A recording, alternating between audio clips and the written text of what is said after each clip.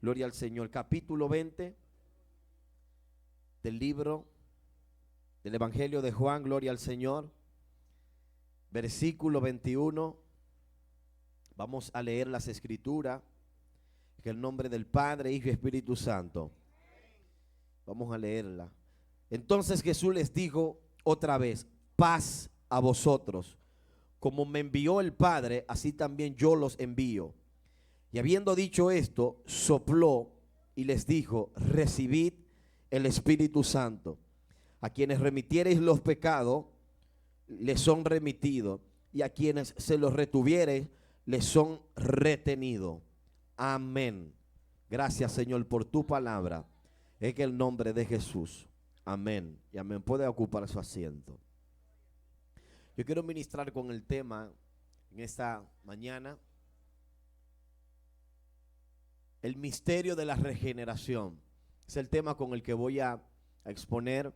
El misterio de la regeneración.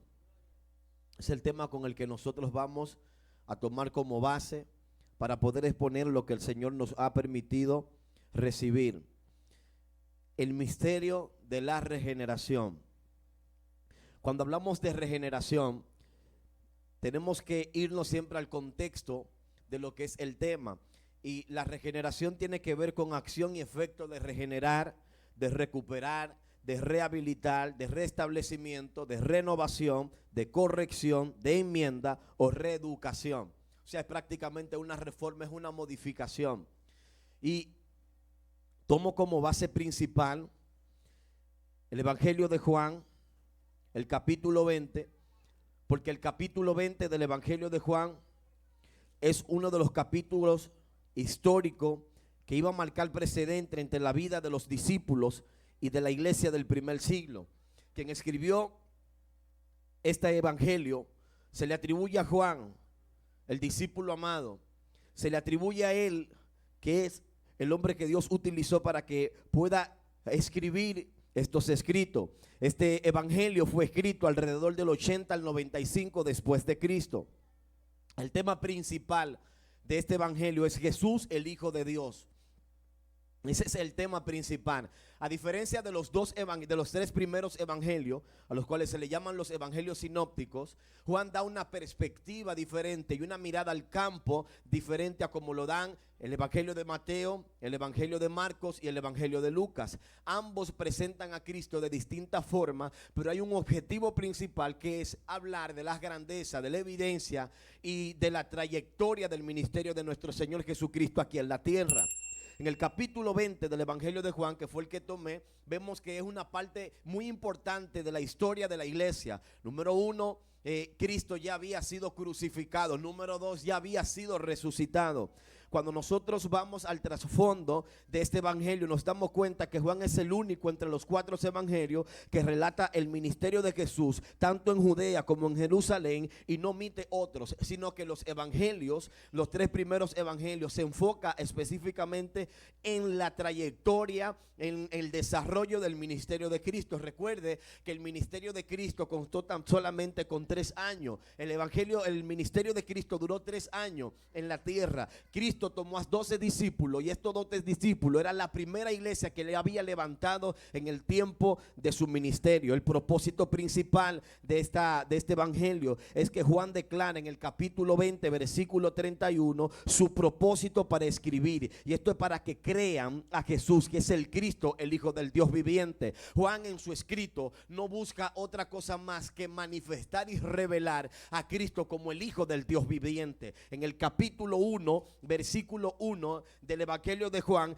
el apóstol Juan, cuando escribe, dice: y en el principio era el verbo, y el verbo era con Dios, y el verbo era Dios. Este era en el principio con Dios, y todas las cosas por él fueron hechas, y sin él nada de lo que ha sido hecho fue hecho. En él estaba la vida, y la vida era la luz de los hombres. La luz en las tinieblas resplandece, y las tinieblas no prevalecieron contra ella. Nosotros nos damos cuenta en el contenido escritural de este evangelio evangelio de que el apóstol Juan, cuando trata de escribir, trata de manifestar y revelar la persona y la vida de Cristo. Él presenta a Cristo como el Hijo del Dios viviente, pero también presenta, gloria al Señor, a Cristo como el principal de todas las cosas, dando a entender de que Cristo es el primero desde el principio hasta antes de la creación del mundo. Recuerde que en Génesis, en el capítulo 1, que es donde comienza toda la historia, dice que en el principio creó Dios los cielos y la tierra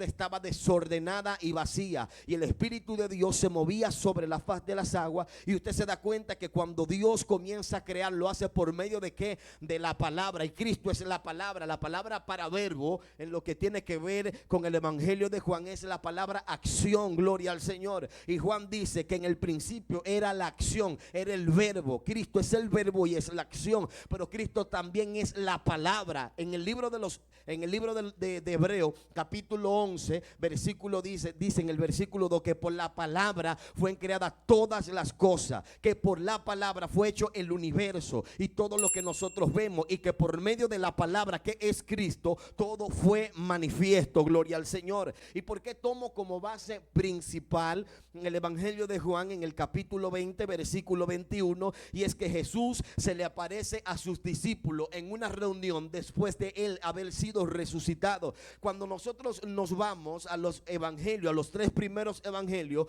cada uno al momento de escribir denota un evento diferente. A mí me llama más la atención la parte en la que Juan escribe, porque Juan, cuando escribe, da en la connotación de su escritura y en el contenido escrito, dice que entonces Jesús dijo otra vez: paz a vosotros, como me envió el Padre, así también yo los envío. Aquí nosotros nos damos cuenta que Jesucristo vino a equipar la iglesia para atribuir y darle a la iglesia algo que se necesitaba para la iglesia futura, para la iglesia presente. La iglesia del primer siglo fue la que pudo experimentar el más alto nivel de avivamiento que se había esperado en toda la historia. ¿Por qué fue la primera iglesia? Porque fueron ellos, los discípulos, los apóstoles, que caminaron con Cristo y vieron su gloria como el unigénito del Padre, lleno de gracia y verdad, como dice el apóstol Juan, gloria al Señor. Pero hay algo que me llama la atención, hermano, y es que cuando tomo el tema del misterio de la regeneración, recuerde que la palabra regeneración, valga la redundancia,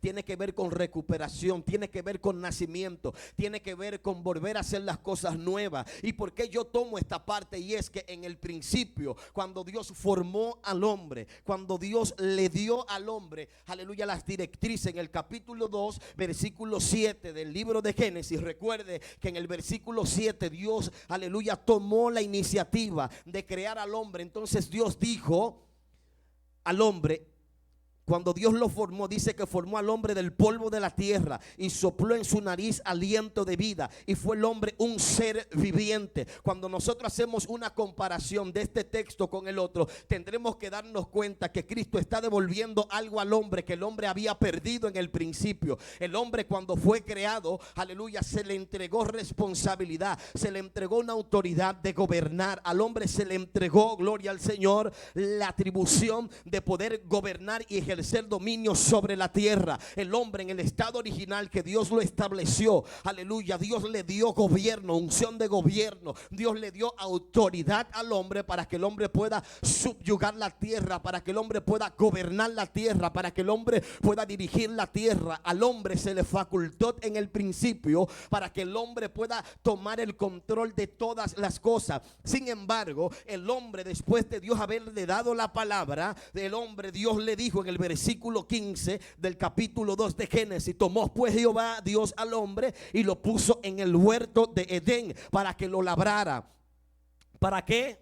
Para que lo labrara y lo guardase. Y mandó Jehová Dios al hombre diciendo: de todo árbol del huerto podrás comer. Dios le dio al hombre la autoridad para que el hombre pueda ministrar el huerto, para que pueda comer del huerto. Pero en el versículo 17 del capítulo 2 hay un parámetro y hay una ley que Dios establece con el hombre, y le dice: mas del árbol de la ciencia del bien y del mal no comerás, porque el día que comieres ciertamente morirás. El hombre, gloria al Señor, Señor, cuando fue creado en el principio, a él se le dio una autoridad sobrehumana, porque el hombre fue restituido y fue establecido en el huerto para que el hombre manifieste la dirección del gobierno teocrático, que era cuando el hombre tenía relación divina, cuando el hombre vivía en el estado de la inocencia. Sin embargo, cuando nosotros vamos al contexto de la Biblia, nos damos cuenta que el hombre estaba equipado con un poder sobrenatural, con un poder que sobrepasaba la capacidad humana. El hombre tenía un poder que sobrepasaba el pensamiento humano. Por eso era que el hombre, en el tiempo en el que fue depositado en el huerto, las cosas se manifestaban de modo creativo, instantánea. El hombre tuvo el poder, tuvo la capacidad, tuvo la autoridad.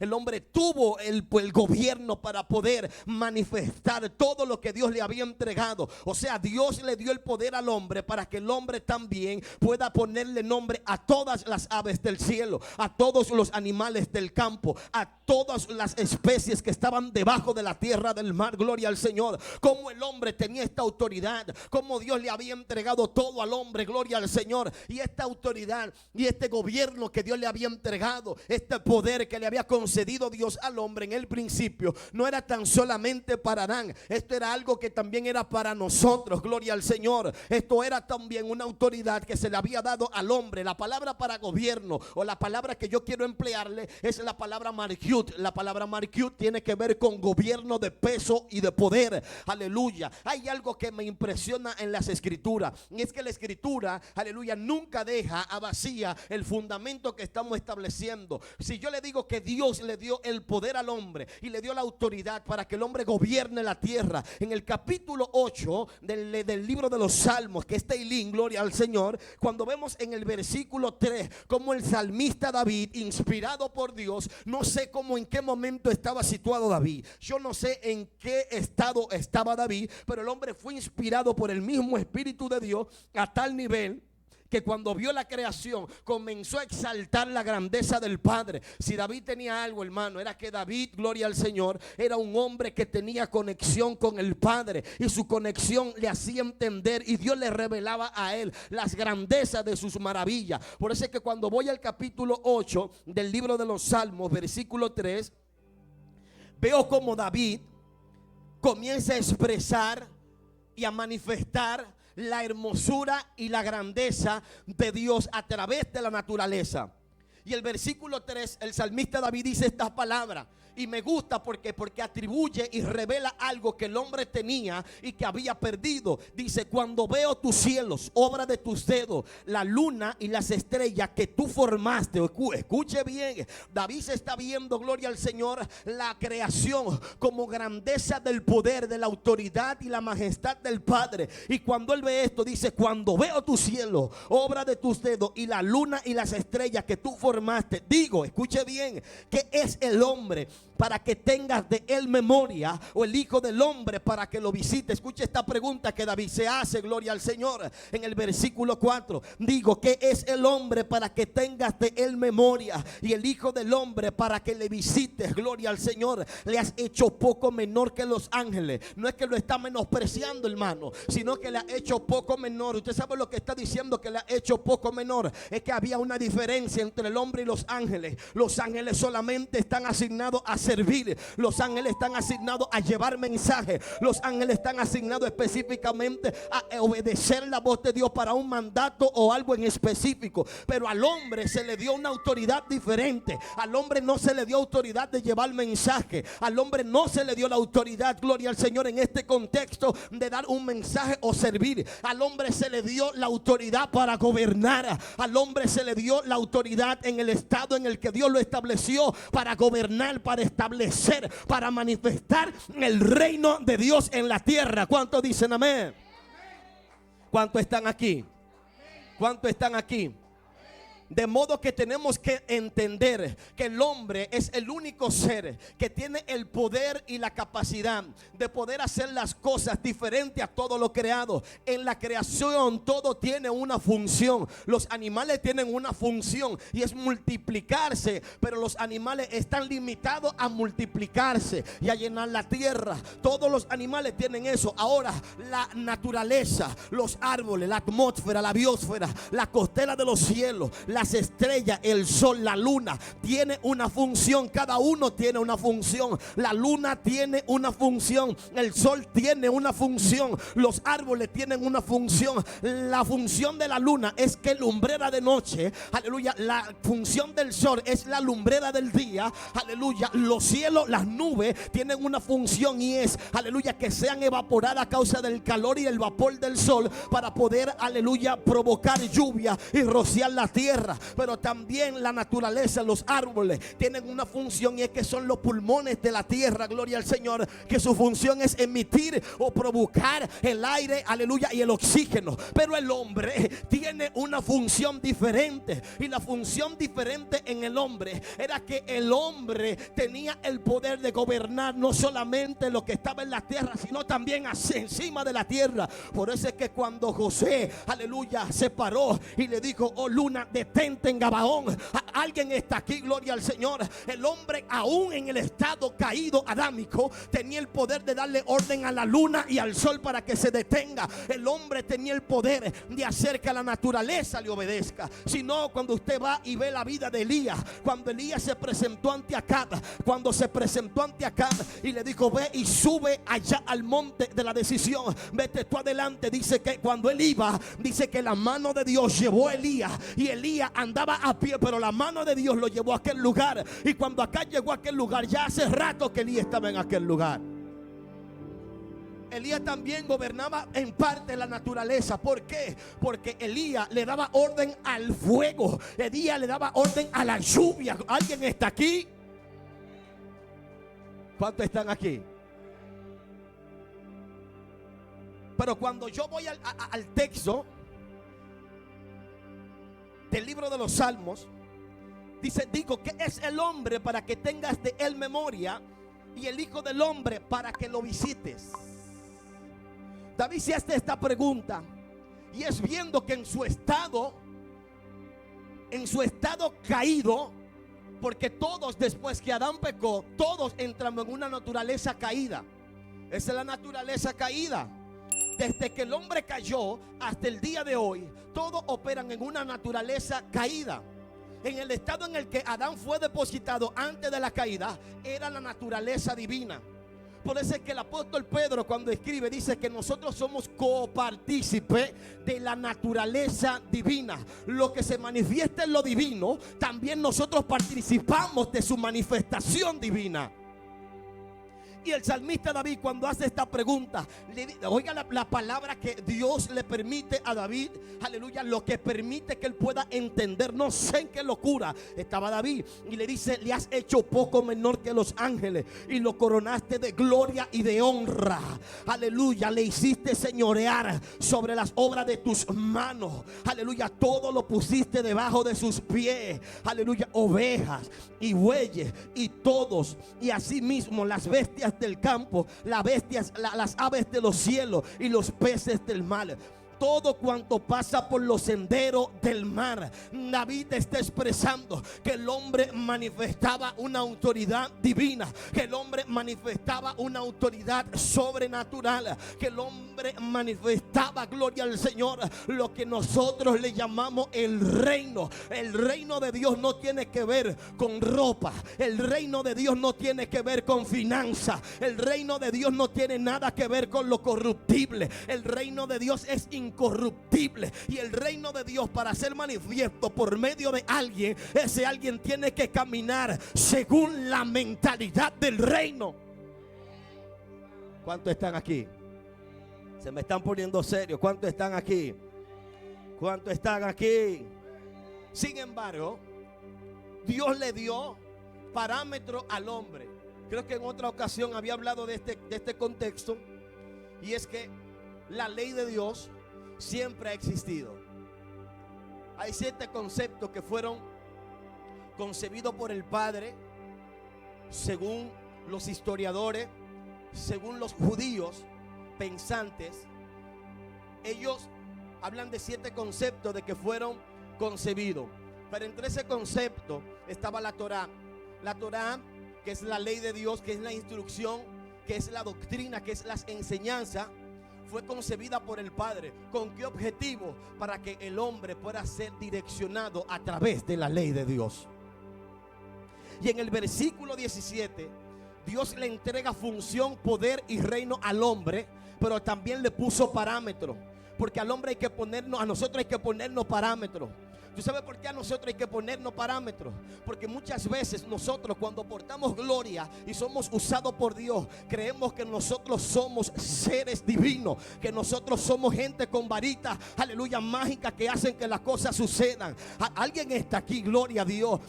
Si bien es cierto que a Adán se le entregó la autoridad para subyugar la tierra, para gobernar la tierra, para manifestar el poder de la tierra, aleluya, pero tenemos que entender que la naturaleza pecaminosa caída de Adán se nos fue también transferida, y esa gloria fue limitada, ese poder fue limitado, gloria al Señor, y todos los hombres entramos en acción de muerte por causa de la desobediencia. Versículo 17 del capítulo 2 de Génesis, cuando Dios le dijo a Adán: mas del árbol de la ciencia del bien y del mal no comerás, porque el día que de él comiere ciertamente morirá.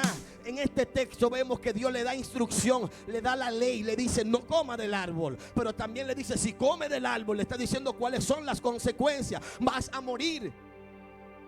Y Adán comió, capítulo 3, versículo 6 del libro de Génesis, dice: y vio la mujer que el árbol era bueno para comer y que era agradable a los ojos y árbol codiciable para alcanzar la sabiduría. Y tomó de su fruto y comió, y dio también a su marido, el cual comió así como ella. Varón, las mujeres tienen un don. La mujer tiene una capacidad de convencimiento sobrenatural. No, dígamelo a mí. Y uno tiene que someterse como quiera, porque esas mujeres tienen una capacidad de hacer que los hombres caigan en sus encantos.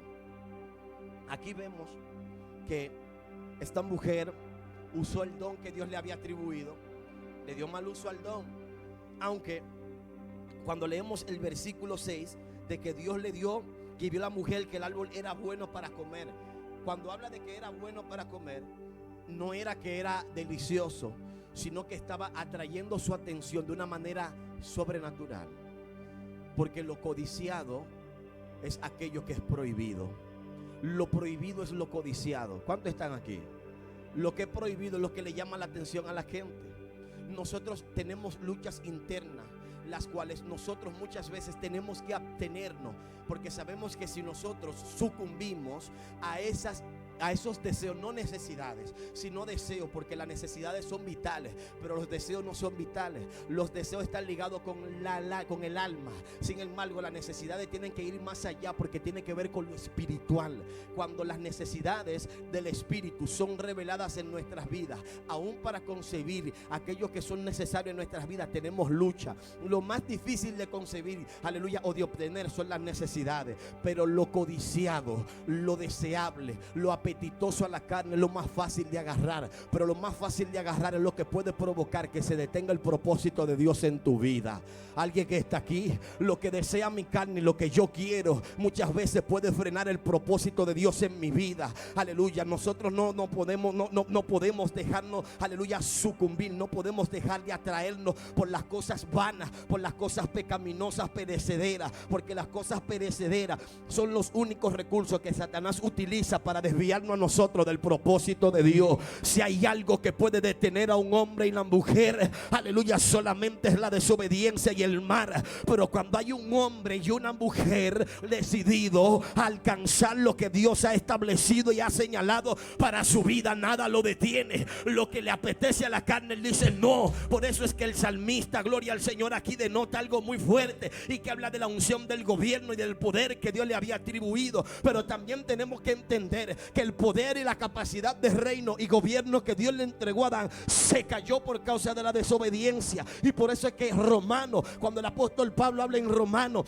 capítulo 3 versículo 23 dice: por cuanto todos pecaron y están destituidos de la gloria de Dios. Aleluya. El pecado fue lo que hizo que nosotros perdamos, aleluya, la facultad, aleluya, y perdamos la imagen que Dios talló en la vida de Adán. Usted está aquí conmigo, usted está aquí conmigo para que me siga. El capítulo 3 versículo 23 de Romanos dice: por cuanto todos pecaron y están destituidos de la gloria de Dios. Aleluya. Ahí no está diciendo por cuanto Adán pecó, él se fue destituido de la gloria de Dios, sino que él dice por cuanto todo. ¿Por qué él dice por cuanto todo? Porque el primer hombre que fue depositado en el huerto era quien nos representaba delante del Padre, era quien nos representaba delante de Dios, y era el hombre que tenía la responsabilidad de obedecer la voz de Dios y multiplicarse en el estado de santidad, en el estado de perfección, en el estado, gloria al Señor, intangible, pecaminoso. Sin embargo, aleluya, Adán, cuando escucha esto de la mujer y come, inmediatamente le fueron abiertos los ojos. Cuando le fueron abiertos los ojos, esa parte, lo que quiero yo interpretarte es que el hombre entró en una ceguera espiritual. ¿Por qué? Porque inmediatamente él entendió que estaba desnudo y se escondió.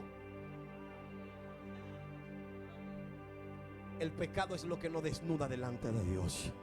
El pecado es lo que hace que salga la apariencia que nosotros tenemos por dentro, gloria al Señor. Porque vemos personas que por fuera estamos bien vestidos, gloria a Dios, tenemos saco, andamos bien perfumados, aleluya, pero por dentro hay pudredumbre, gloria al Señor. Pero una vez ese pecado sale a la luz, entonces el corazón se contrista y entonces cambia el semblante. Eso fue lo que pasó con Adán. Su semblante, aleluya, fue enmudecido y su apariencia comenzó a cambiar. En la esfera que él estaba, el hombre en el estado de santidad andaba en un nivel de gloria mayor. El hombre andaba en un espíritu superior. Usted conoce esa palabra, espíritu superior. Esa palabra tiene que ver con la autoridad divina en la vida de Adán. Sin embargo, cuando Adán peca y cae, aleluya, todo se fue a la borda, porque lo que nos representaban en el huerto, gloria al Señor, fueron lo mismo que hicieron que se caiga el propósito de Dios en nuestras vidas. Y por eso en el capítulo 20 Cristo vino para ser manifiesto, para darnos vida y vida en abundancia, para redimirnos, para poder quitar el yugo de esclavitud que nos ataba al pecado. Por eso es que cuando yo veo el capítulo 20 versículo 21, después de su resurrección, después de ser levantado de entre los muertos, después que la tumba no le pudo contener,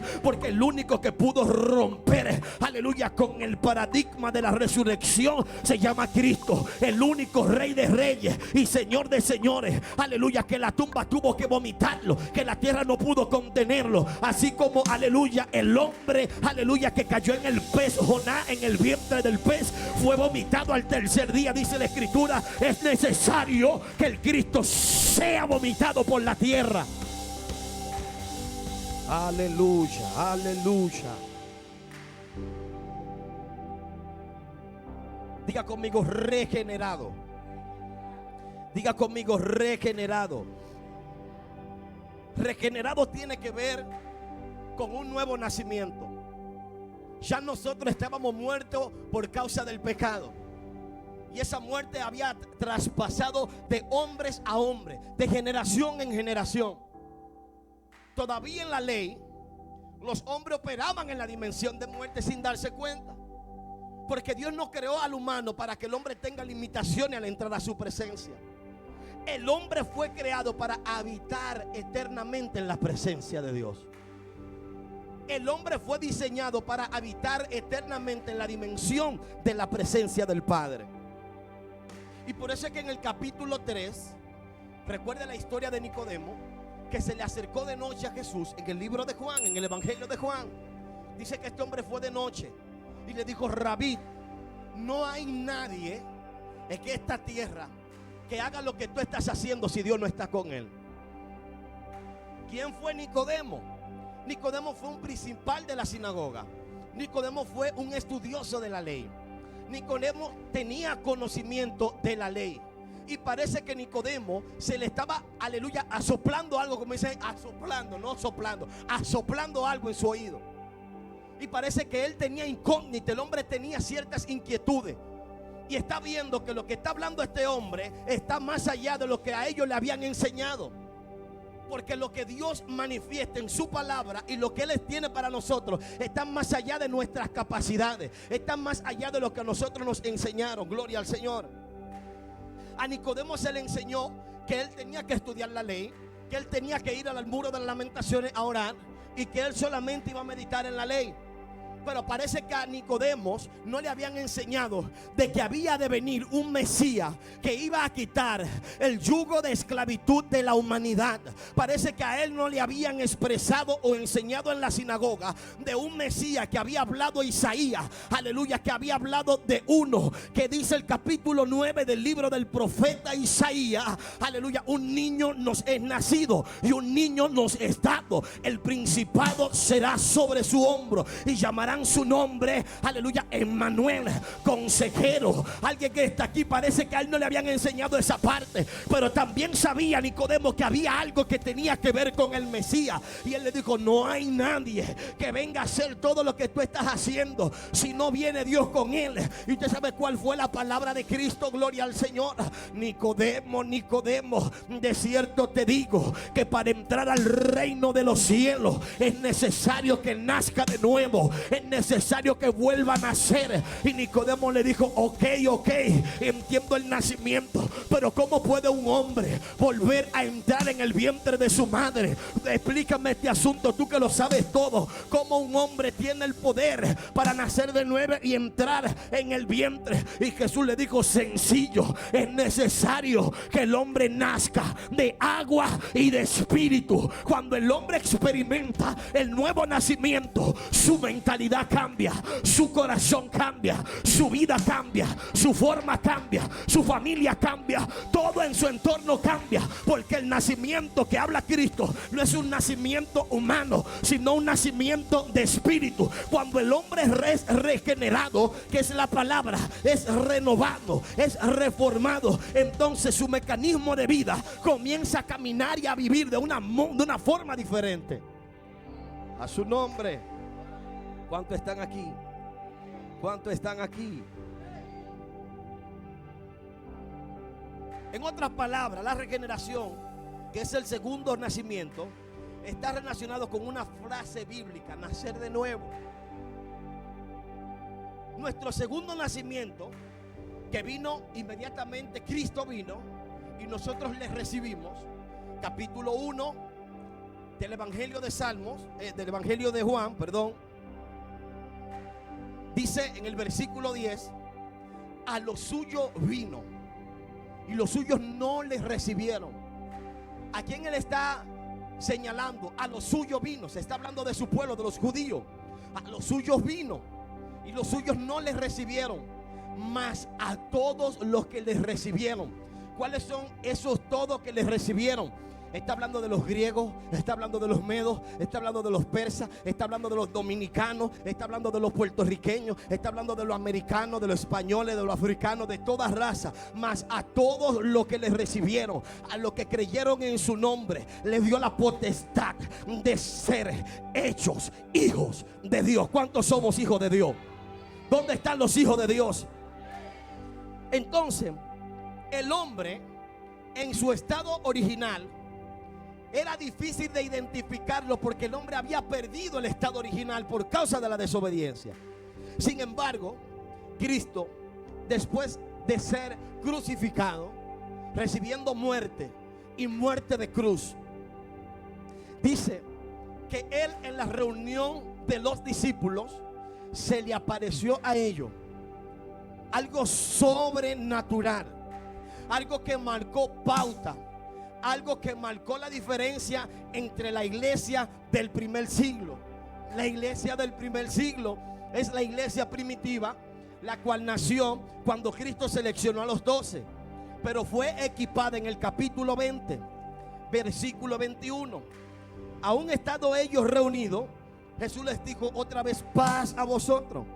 Como me envió el Padre, así también yo los envío. Jesús le está diciendo a los discípulos: así como yo fui enviado desde la eternidad para cumplir la asignación de la manifestación del reino, para poder dar vida a los muertos, para romper las cadenas de los atados, para pudrir los yugos de esclavitud, para dar vida a los muertos y resucitar a los muertos. Así yo también los envío a ustedes.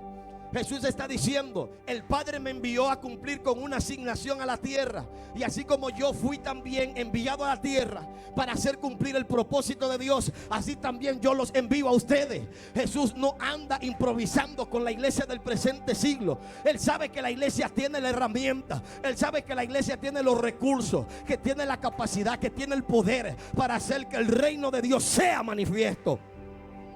Y por eso es que él dice: gloria al Señor. Y habiendo dicho esto, sopló. Diga conmigo: sopló. Vamos, diga conmigo: sopló. Ese sopló es el roe de Dios, es el ruach de Dios, es el zoe, que es lo que impulsa el aliento de vida. Adán, cuando Dios lo formó, que dice que después del muñeco estar elaborado, sopló sobre él. ¿Sobre quién sopló? Sobre Adán.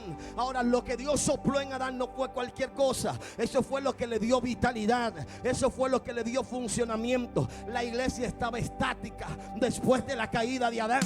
La iglesia no tenía poder en ese momento. El poder lo tenía Cristo, y Cristo le había prestado el poder a la iglesia mientras estaba en la tierra. La iglesia, gloria al Señor, los discípulos hacían señales, hacían prodigios, pero no eran porque estaban equipados por el poder del Espíritu. Era que el soberano, el Dios de Espíritu, Jesucristo, estaba con ellos, y mientras Él esté con ellos, las señales eran manifiestas. Aleluya. Ellos estaban haciendo señales y prodigios, era porque el dueño de la señal y los prodigios estaban con Él. No sé si me están entendiendo. Los discípulos, los apóstoles, estaban viendo maravillas, estaban viendo prodigios y señales y poder. Pero lo que ellos estaban haciendo, lo estaban haciendo porque Cristo estaba en medio de ellos. Todavía ellos no estaban investidos del poder de Dios.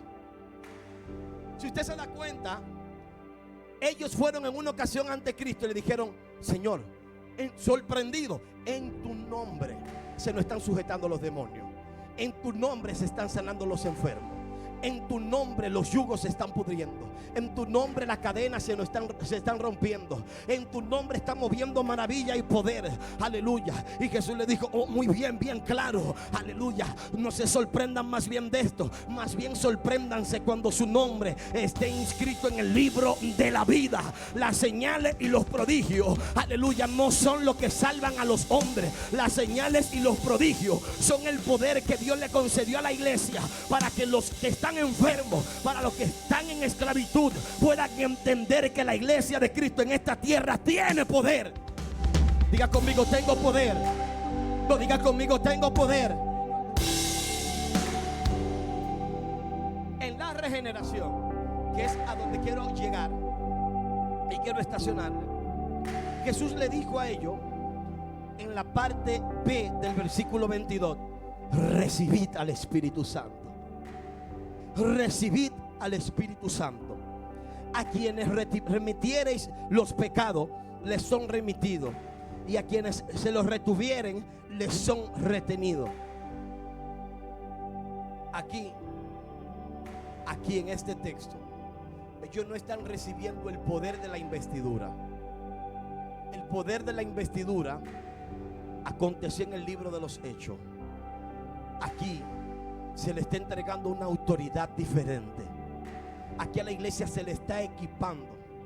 Ahora mismo en este texto fungen dos partes: es la transmisión, está la recepción y está el impulso.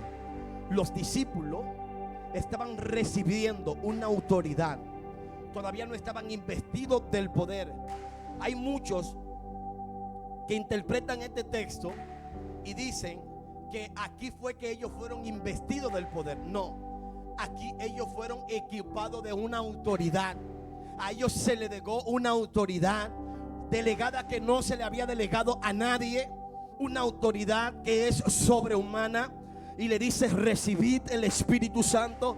A quienes remitieren los pecados les son remitidos, y a quienes se los retuvieran les son retenidos. Ellos le están diciendo ahí, que Jesús le está diciendo, aleluya, a quienes ustedes le digan que sus pecados les son perdonados, le van a ser perdonados. A quienes ustedes les retengan los pecados, les serán retenidos. A quienes ustedes le quiten los pecados, les serán quitados. Recuerde que Cristo en el capítulo 16 del Evangelio de Marcos, que también tiene que ver con este texto porque es la misma historia, Él dijo: id por todo el mundo y predicad el Evangelio a toda criatura. El que creyere y fuere bautizado será salvo, mas el que no creyere será condenado. Y estas señales, ¿cuáles señales? El poder, la manifestación, la sanidad seguirán a los que creen.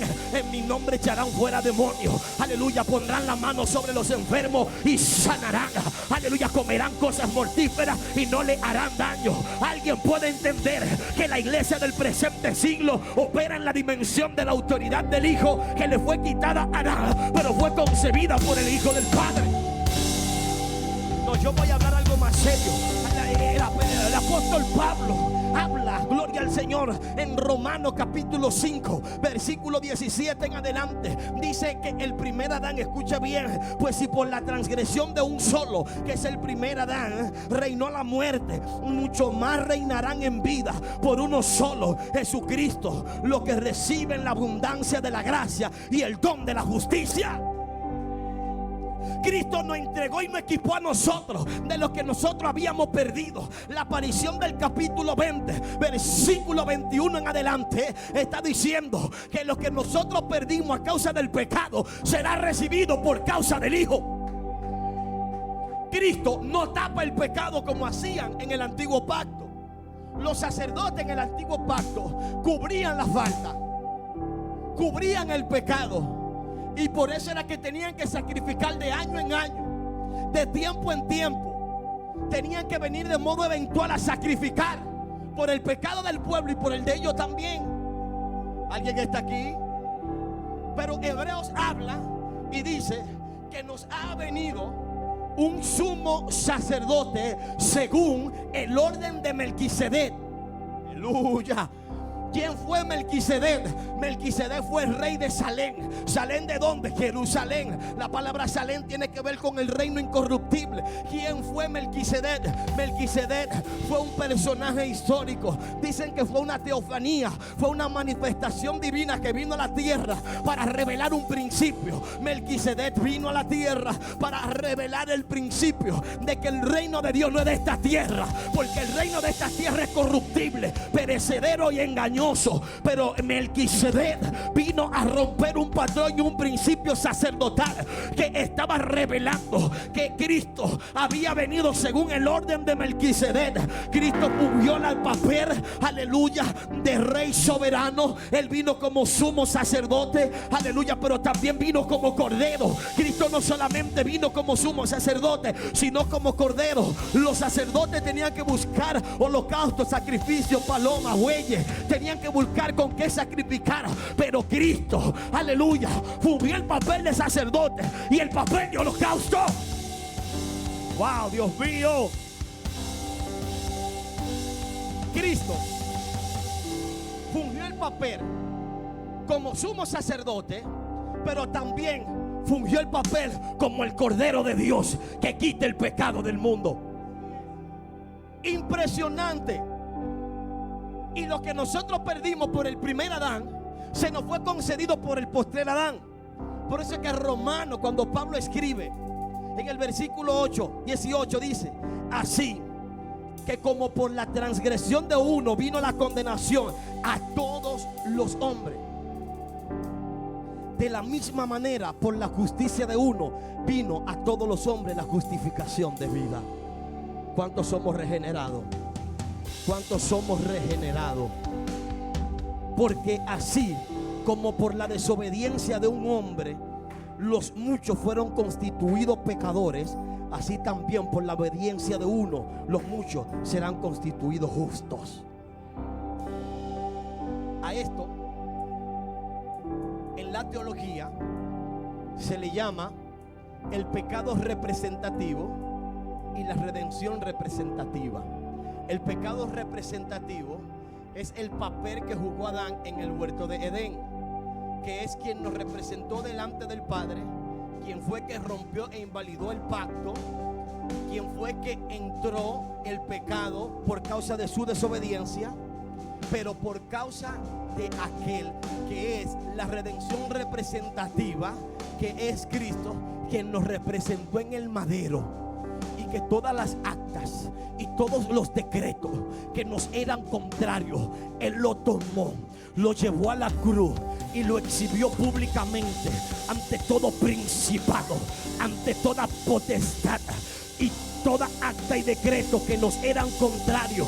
Él lo despojó públicamente y nos dio autoridad a nosotros y nos regeneró, nos ha equipado.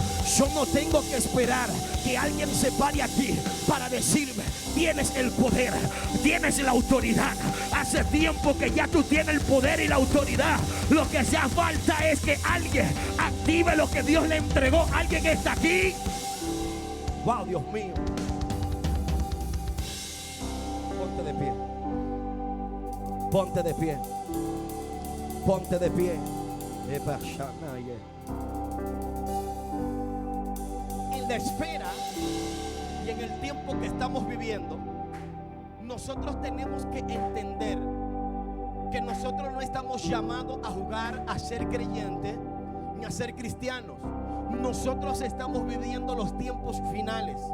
Satanás, que el Señor lo reprenda, nos ha pedido a nosotros para zarandearnos como a trigo. Satanás ha descendido con gran ira para golpearnos y separarnos del propósito de Dios. Es por eso que tú estás viendo tanto levantamiento. Es por eso que tú estás viendo tantas situaciones que se están levantando, aleluya, en tu vida, en tu casa, en tu ministerio. Llegó un tiempo, aleluya, de agresividad, de guerra sobre ti. Es porque Satanás sabe que le queda poco tiempo y que él sabe que lo que Dios te ha entregado se está a punto de explotar, está a punto de estremecer esta tierra. Lo que Dios te entregó sobrepasa el pensamiento humano. Dios te entregó el poder y la autoridad y el gobierno para que tú puedas ejercerlo, establecerlo. Por eso es que yo digo que lo que yo estoy viviendo en el presente no denota ni revela lo que Dios quiere manifestar en el futuro. Aleluya. Gracias, Espíritu de Dios. Gracias, Espíritu de Dios. Gracias, Espíritu de Dios. Gracias, Espíritu de Dios.